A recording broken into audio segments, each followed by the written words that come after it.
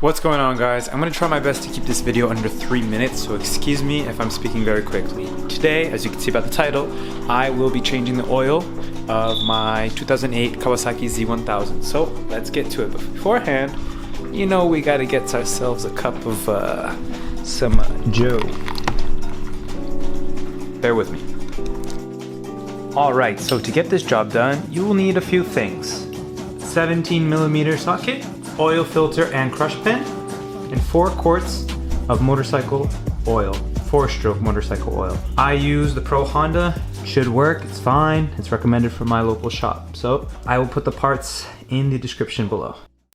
You should also have some sort of spill proofing underneath your bike because it's almost impossible not to do an oil job and not get oil all over the place. So I put some parchment paper, I guess you can call it, along with some cardboard underneath my bike. You also need an oil drain. I have this Bike Master one. It's pretty low profile, which is really good for us riders. The car one sometimes can be a bit too tall, but I've used a car one before. One thing you want to make sure is that the bike is hot. I'm at pretty good temp. But if not, you want to let it run for a little bit and let it just get to regular operating temperature. You will find the 17mm crush pin is directly under the bike in this model. It's right here. It's pretty obvious when you're under the bike. It's the only one that's protruding outward. Right here. So without further ado, I'm gonna start loosening. You want to make sure you're getting a good grip. You don't want to strip this. Make sure you don't pull the bike either too much. Once you broke the tension, be wary. You don't want your drain pin to fall in there. It's gonna be a pain in the ass to get afterwards. It's also very hard to catch, so let's make sure we catch it. The oil will be hot too, so be careful with your hands. There you go. Okay. Wasn't too hot. Gonna let it all out. You're also gonna want to grab some towels. I will go ahead and do that in the meantime. So when you have a little tail like that of oil dripping down, what I like to do is come around to the dipstick area and where you will be putting in the oil. I like to open it up and just to relieve pressure so more oil comes out.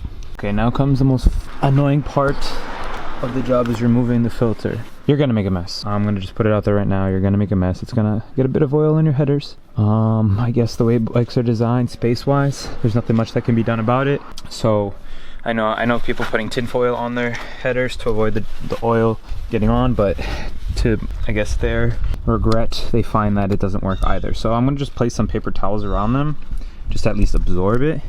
I'm also gonna make sure I place paper towels around the area because I don't want to dirty my driveway at all. It's not the end of the world if we do, but you know, it's not a good look. So try my best to get some paper towels here. Also, you may find that your oil filter is really tight.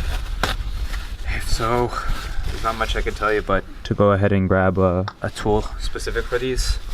Mine's at my friend's house, so I'm praying to God that I'm able to do this. And I made it a point not to over tighten it because I keep coming across this issue. Let's try.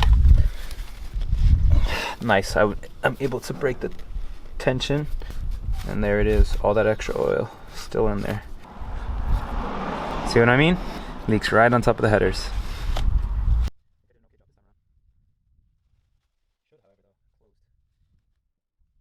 Okay, you're gonna see little baby drips going still, but at this point, these are negligible amounts of old oil. So I would suggest we go ahead closing up at least the drain bolt over there.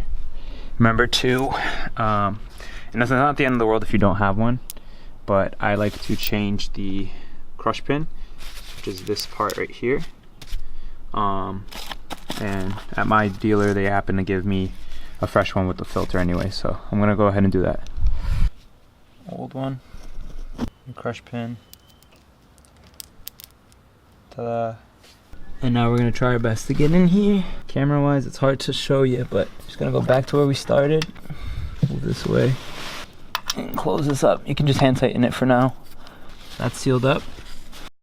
Where the filter is, I'm gonna wipe it down as much as possible with a clean paper towel. Trying to get out everything. I'm gonna leave that paper there until I'm just about ready to put that filter on because I don't want to get anything on the headers if that's possible. Now you should always be torquing your stuff down to spec. I'm gonna just tighten up the drain plug. I don't have my torque wrench with me, or a torque wrench for that matter. So I'm just tightening it a bit more, but I will put the number of the correct spec on the screen here. And that's all set. Next thing you'll notice, or you may have already noticed, I'm not using gloves. I should be, so should you. Pop this guy open. So we can get the new air oil filter on. But before we do that, we want to just get some new oil around the oil filter. Brand spanking new. I will adapt. You should maybe just have gloves on. Some of that on there. So you see it's a bit lubricated up. Take out what was put there. All this mess. See, it still gets on the headers a bit. Hand tight.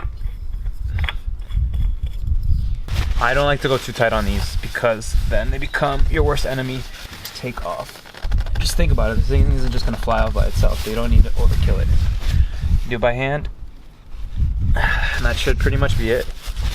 Now that we have everything sealed up, look at this beautiful mess. We make our way over to this side of the bike. As I mentioned, you already probably loosened up here, so release some pressure to open up.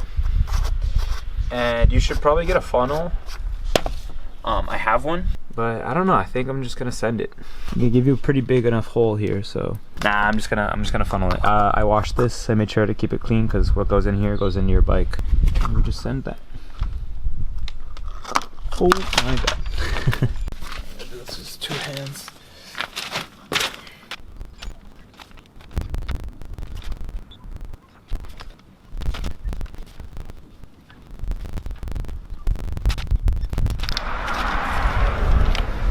That's that.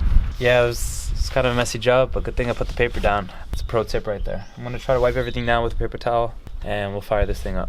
Now, if you look into our little window here, tilt the bike over, straight level, you'll see that it fills up with nice, clean, fresh oil. Now, this is a thankless job, so we won't get any horsepower gains here, but it's always good to run your bike post oil change. Let them fluids run and do their job. Make sure there's no leaks.